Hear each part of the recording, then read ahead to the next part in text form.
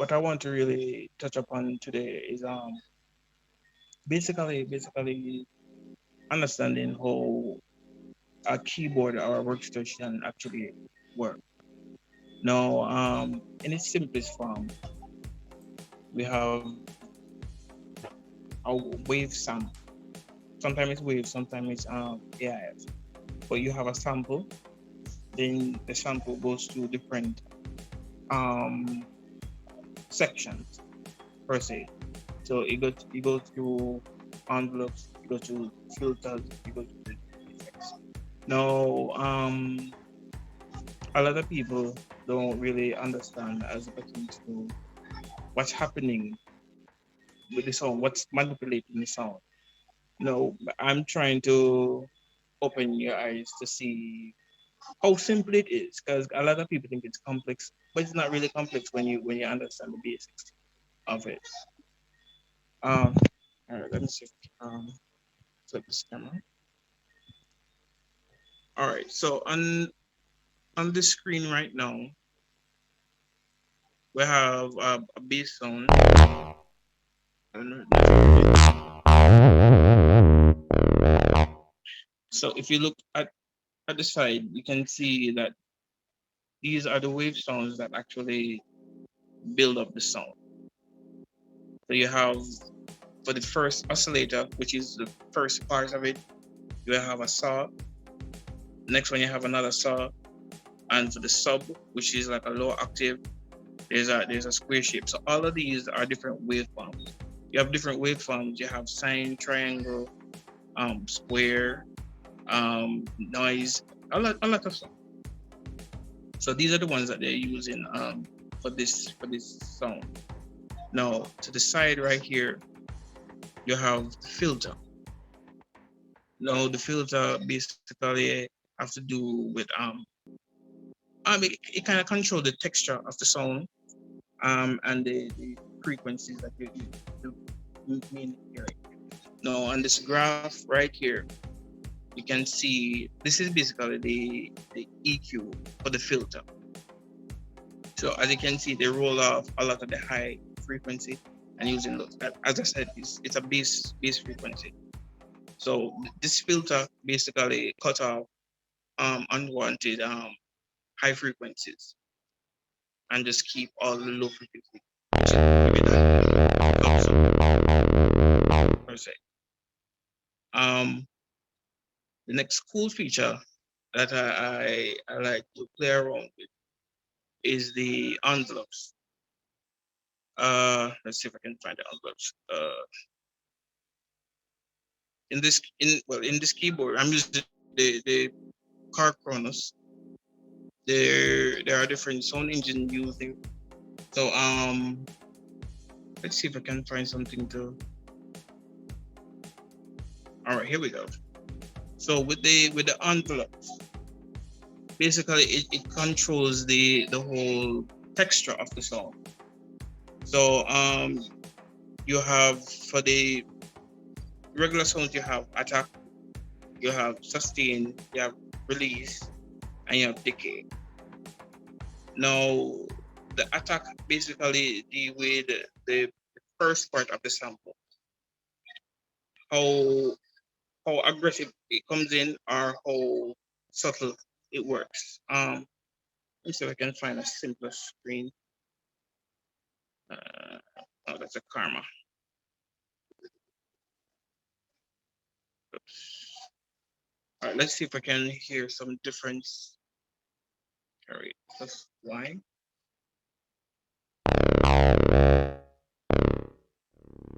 Okay, so you realize when I bring up the attack, you're not hearing anything. But as I gradually carry it down, you can hear the beginning part of the sound getting louder and louder.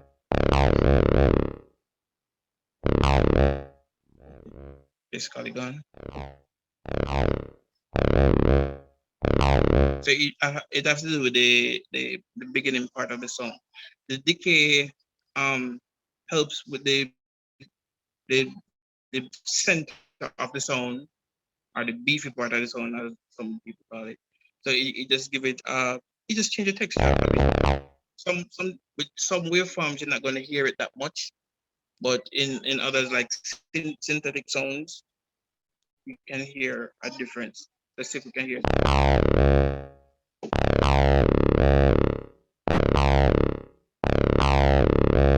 There's a slight difference, but you have to really listen to hear it. But the decay basically changed the color of it a bit. As I said, it all depends on the sound that you're using.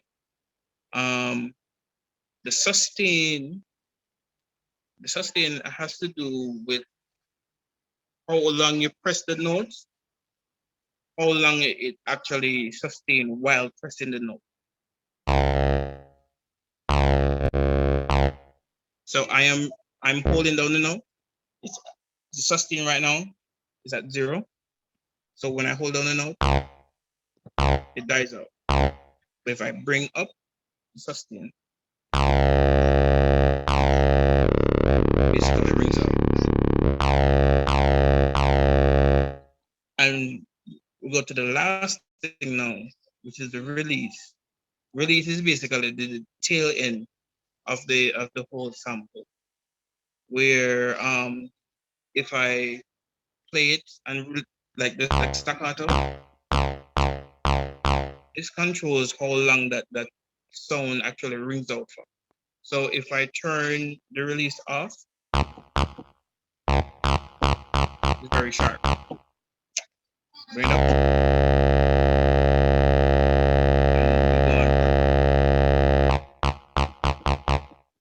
Right? So down. Get the staccato. Bring it up.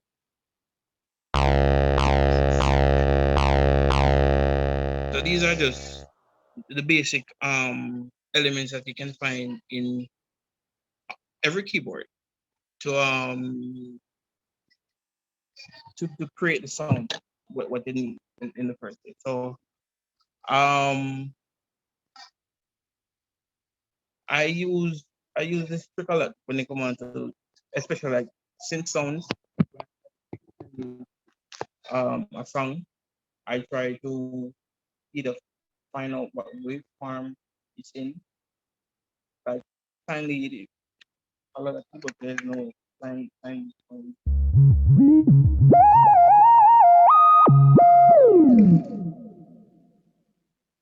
find that tone and find out what is different from a regular time zone or square zone or whatever. Take the time out and do it and try it. So that's basically one element that I use to achieve my goal. Another focus that you can find in the keyboard is basically using the keyboard to actually change of a song. So in I think in how they call it the you have the amp, you have the key. So if, let me go on a different place. All right, so I'm on a sine sound same way. You can hear it. If I manipulate this pitch EG, I turn it up.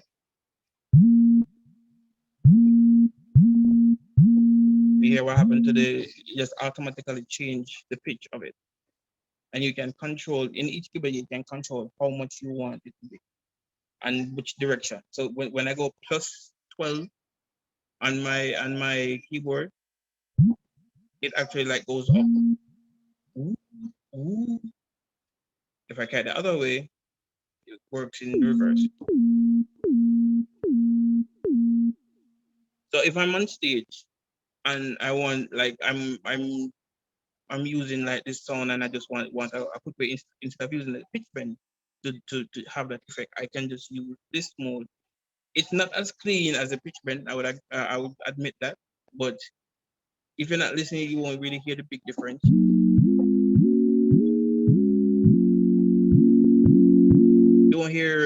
grand difference when playing on stage.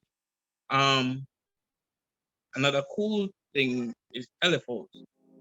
Now LFOs basically you can just like how the amp or the envelope kind of change the sound in a certain way. You can use the LFOs to basically change it in any way you want it. So being that we're on pitch right now, we're on pitch. I can use this LFO to just mess with the pitch a little bit. Can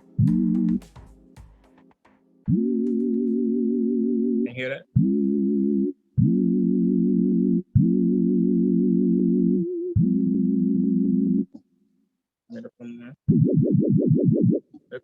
It's crazy. So yeah, you just manipulate the sound in all different ways. And this is not just exclusive to just the Chronos. This can be done in almost any workstation. The next thing I want to touch on is effects. Now,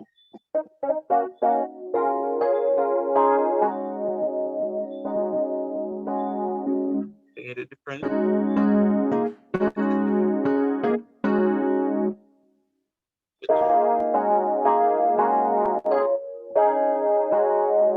And all the sounds are customizable.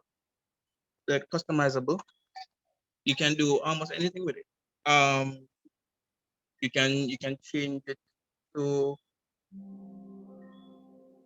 a DMOD where I can assign my pedal. Like your pedal. I can I can just connect it to it and just check the settings. All right, yeah. Pedal is on. So if I want,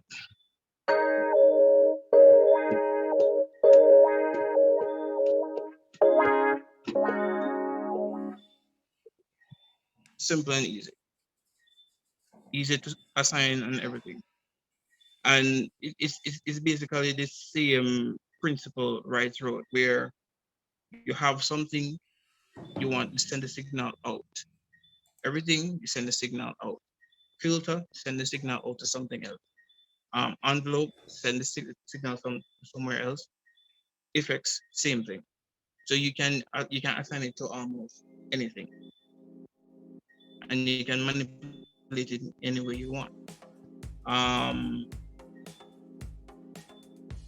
if is there anything anyone want to ask about effects before we move to something else?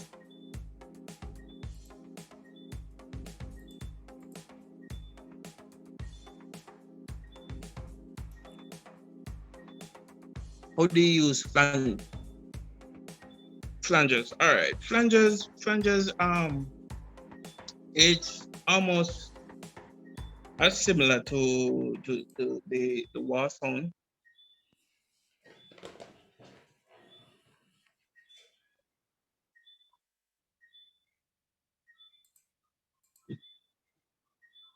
It kind of works like a wah in our sense, but it's just basically using like an oscillator by itself, just manipulate how the frequency.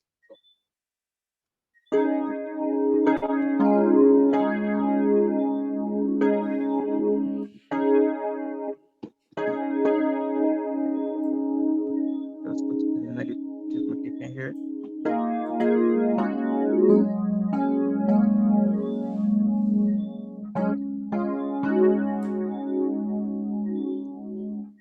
So this is just a basic flanger that I'm using.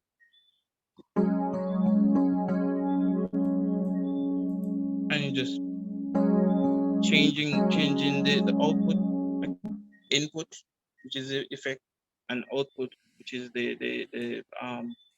I can use the slider right here to just control how much output I'm sending out for the flange. So you put it to your preference.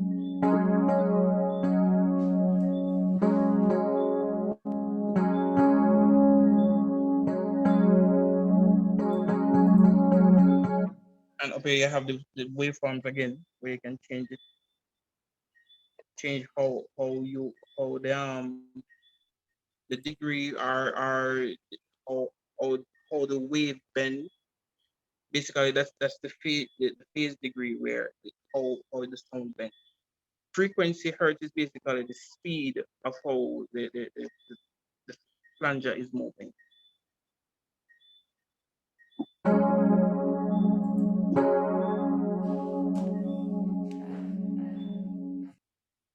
95% of any form of programming is done at home for me. The only times where I actually am programming on stage is either, well, back in the days when I'll turn up to an event, sending me right up the thing that I want, and I have to do like some splits or so on spot. That's the only time where I have to do any form of editing on stage. But usually in cases like that, I try to have a mindset, because usually they will tell you like beforehand, before you go on stage, that they don't have what you want. Ask them what them have, and then you can just mentally start analyzing things in your head. If you're gonna do if certain songs, say you're gonna need a flange and a EP. First thing you go up on stage, set that. If you want brass, you set all of them stuff there from early out as you go on stage, because especially overseas, they are very serious when it comes to time. So they will give you like 10-15 minutes to set up where you set up, so you have to move quickly and do it. So, but in a normal setting for me, I usually do all the programming at home. So you ask, so with a keyboard like a Nord that is so easily to do layering and fine tuning live, and montage and phantom that have those knobs and on the panel, would you suggest effects live? Yeah, I must say it all.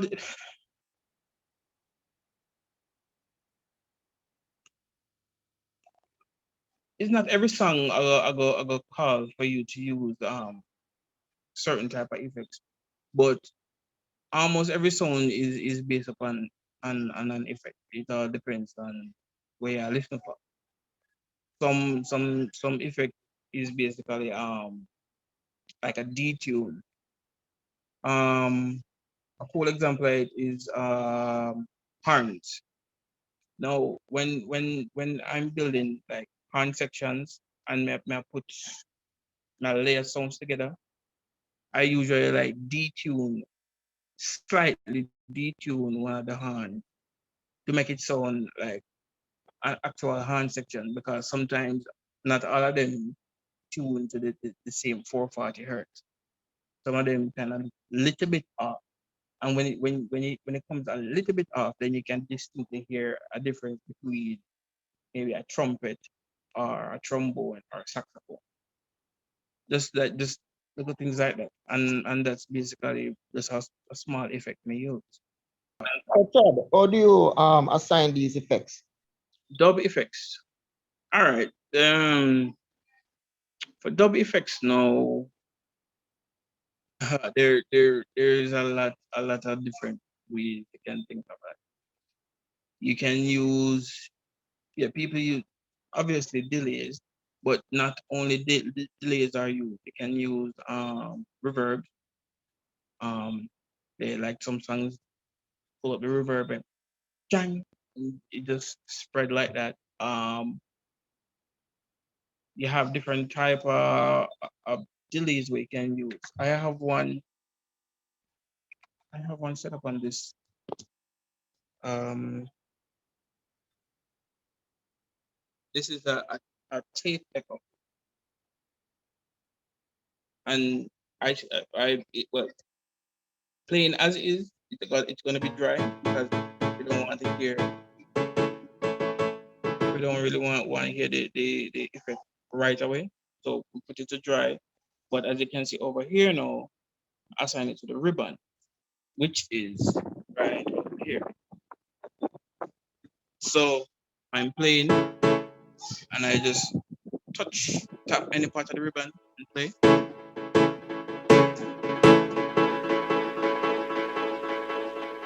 You actually hear the effect.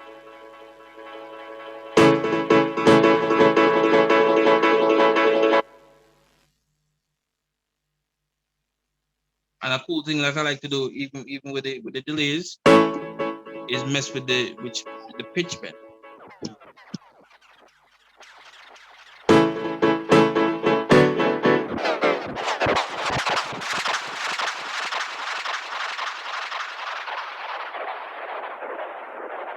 Just messing around with this small stuff like that.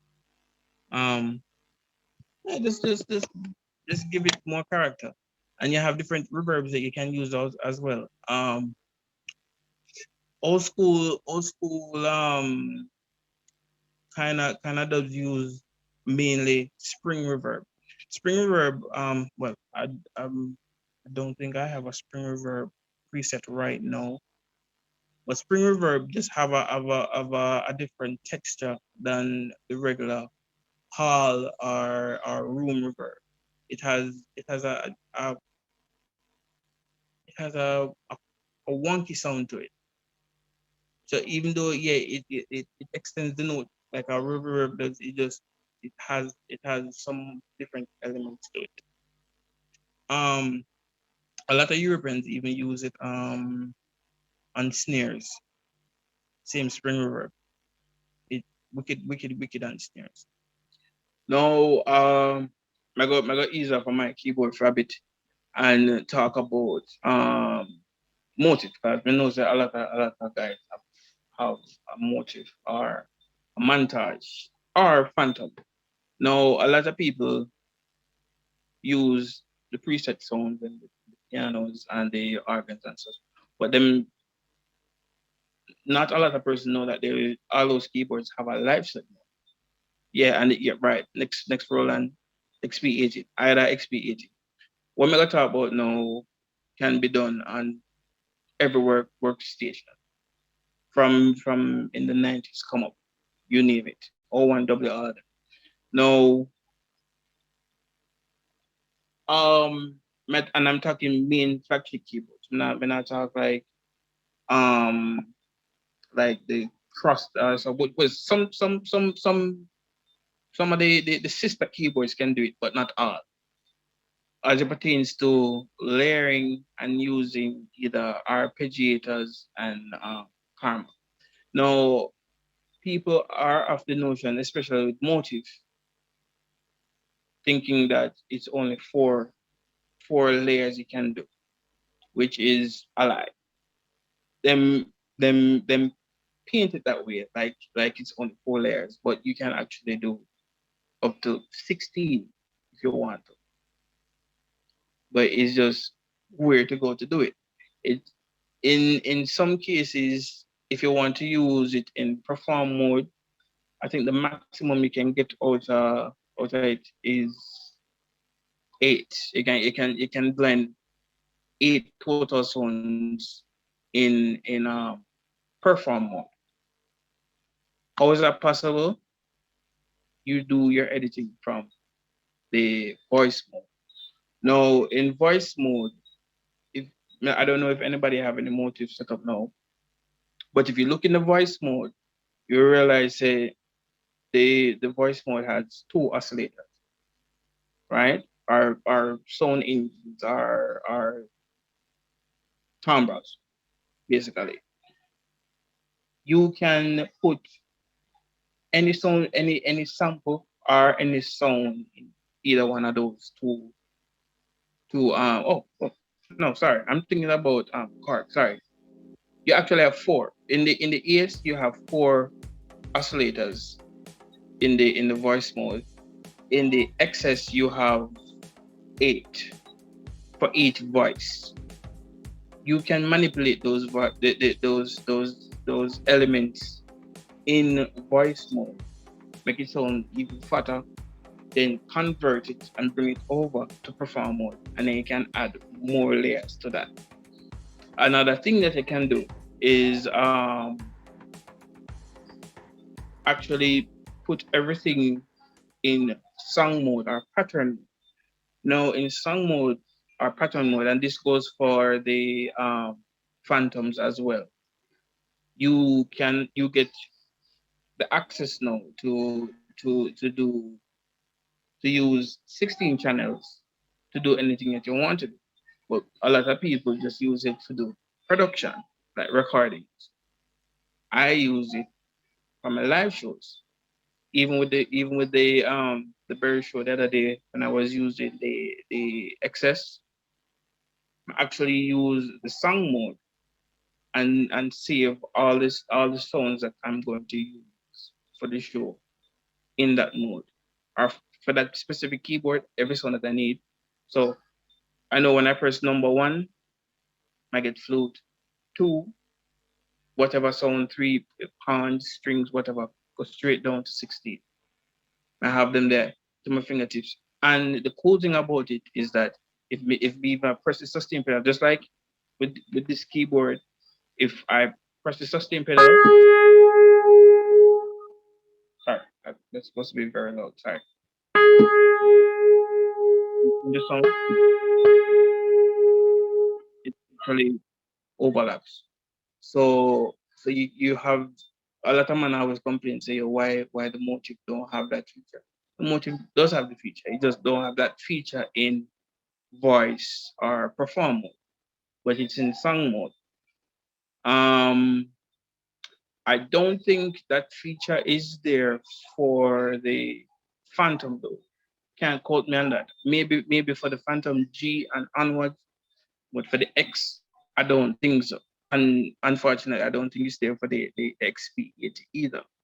But I think the XP80, I had a XP50, and I think I could layer up to how many again?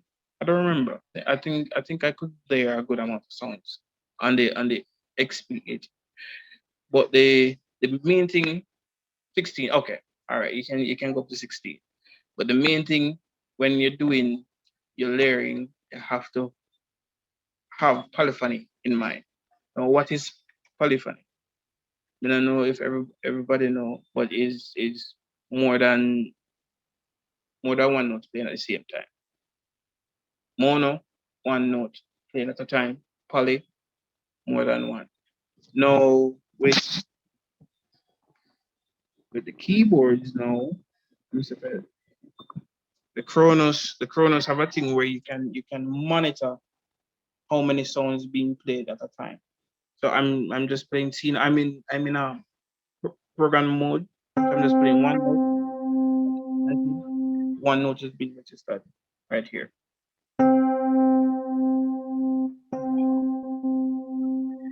All right, so let's do the same thing now and let's go to a fresh track, right? And I go release another channel and let's see what happens. So I have two channels now. Now it's red. Now you're seeing two, even though I'm playing one note, it's been two being played. Um, Now the thing about it is if you layer too much things in one place, you have a tendency to cancel out sounds. For example, I'm playing this F major 7, and right here I'm just using 25 volt just like that.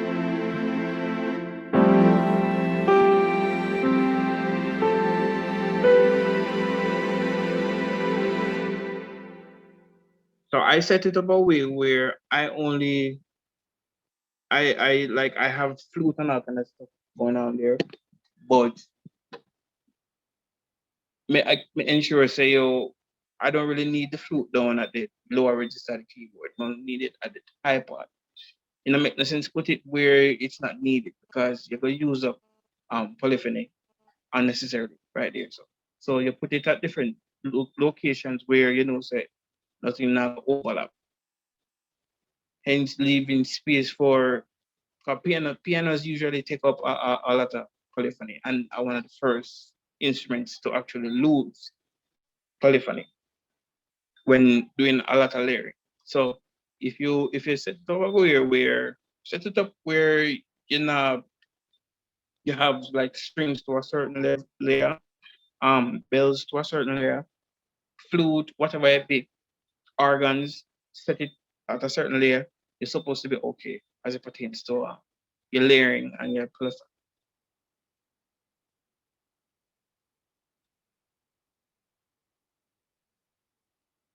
Anything else on that note?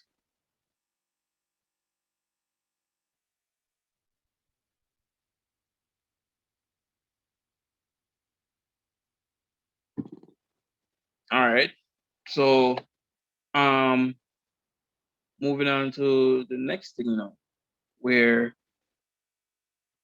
I find really cool, but a next thing where a lot of keyboard players don't use is the sequence mode. Now people actually believe that Ableton is the first software or engine to actually be doing live layering or Pro Tools or any of them to do live layering. Layering sequencing, sorry. Sequencing did a long time. It's just we never really use it in that way in the workstation. Like what I do, I usually program percussions in my sequence mode and just play over it, or maybe certain phrases play over it, and just make the band sound bigger. Um, I have something loaded up here where I'm originally worked on a while back. See if we can hear it. One, two, three, four.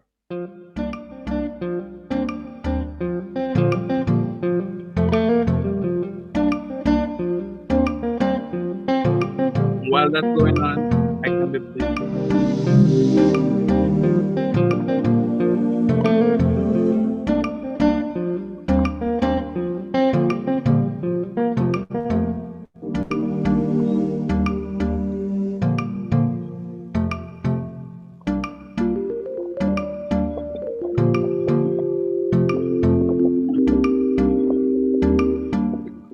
I can do everything, yes, and all the stuff as a sequence. Okay, everything is a sequence.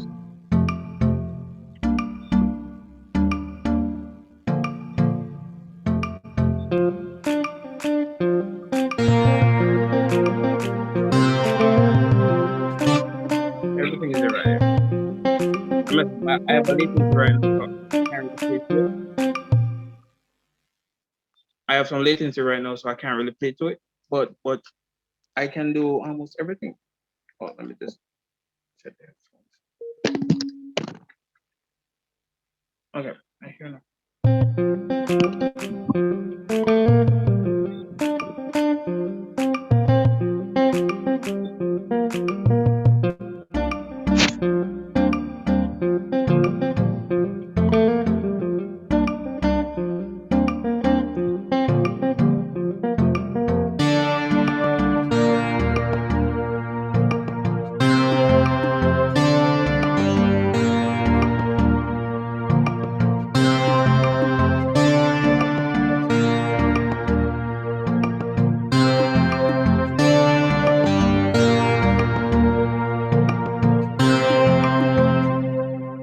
And if I wanted, I can even set up where a metronome is playing. So a lot of time people see me use like multiple outputs. It's basically for to make the engineer have a better balance going on. So like now, let me check it. Well, I think we did set it to different outputs. Yeah, it's all different output. Put it left and right. One, two, three, four.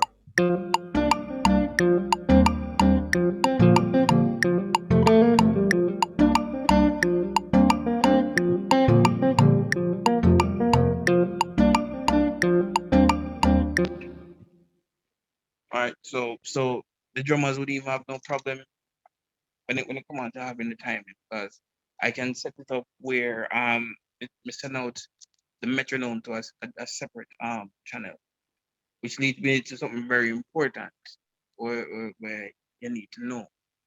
Um, when it comes to splits and layering, you have to understand that when you do stuff like that, when you play it at home or to headphones, is way different than when you go on stage.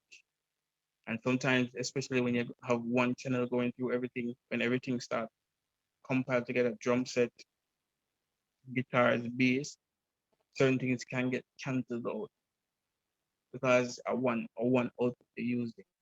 So what we try to do is have multiple outputs where I can send to the engineer. Now the tricky thing about it is that when you use assignable outputs on keyboards or workstation, um it have a tendency to not play the main effects, which is the reverb and chorus, unfortunately. But what I do to counteract it, like especially like with my keyboard or with a motive, is set with the motive. I set the reverb, or if I need some reverb or delay or whatever, you have you have two sets of insert effects and call them insertions in the motive where you can set that to anything you want. So you have two insert effects and you have two main master effects, which is the chorus and the reverb. So you can come to boom. If I'm gonna use the assignable output, I just set a reverb to the insert effect instead of the master effect where when we use the assignable output won't work any at all. So I just put some reverb on the insert, still I go work, and that solved my problem. Same thing we do with the Chronos. Set an effect to the insert effect instead of the master effect, and we get reverb just like that. And that now will give the engineer um more control over if you want to carry up a bubble, or if you want to carry up a phrase, or if you want to carry up a metronome so the drummer can hear it, or whoever at the band stage can hear it more. He has control over that. Um, the thing that the thing we need to also bear in mind, the the assignable outputs, the main volume does not control it. If and the signals are gonna come off really hot, so you have to turn it down manually in the keyboard before sending the signals because they're gonna come out super hot. So I would recommend like cut the volume to 50%, whatever the volume is in the keyboard, cut it to 50% before you send it to the assignable out.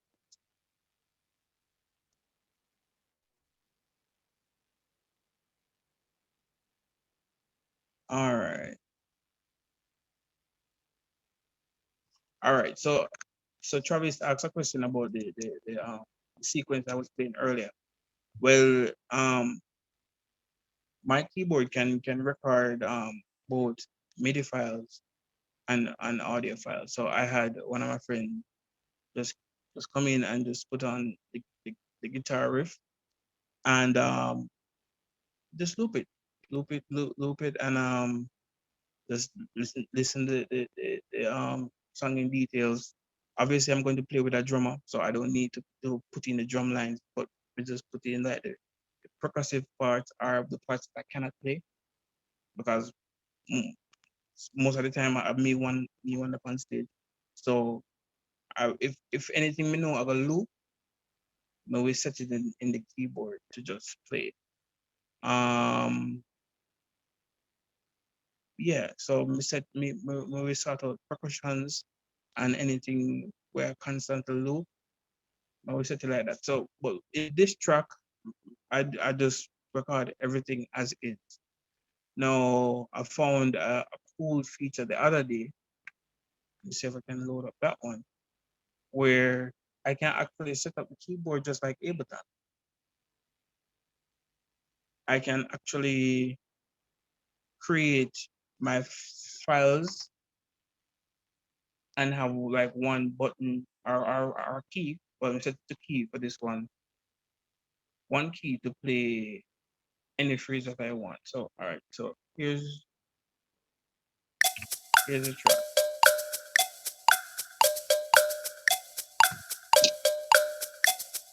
So that's a drum going on. Now I can play. I trigger a chord right here. I can put it even before the bar even finishes, and it just starts at the bar. For example,